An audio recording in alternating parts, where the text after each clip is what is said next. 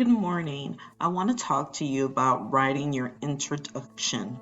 When you write your introduction, there should be three things that you talk about.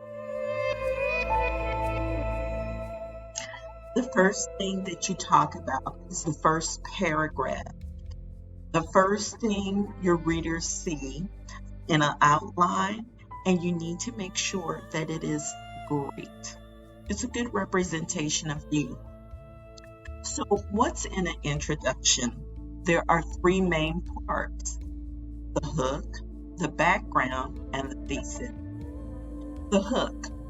The hook draws the attention to the speech. You want to use quotations, questions, facts, or statistics.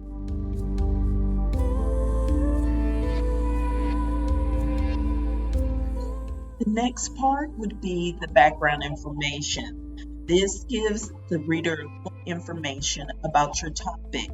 Do give the main point, why the topic is important, and an outline essay. This is where I say, thank you for your roadmap. Tell us where you're going. Now, the final part of your introduction is going to be your thesis.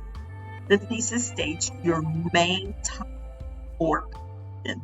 This is the backbone of your essay. You want to make this strong,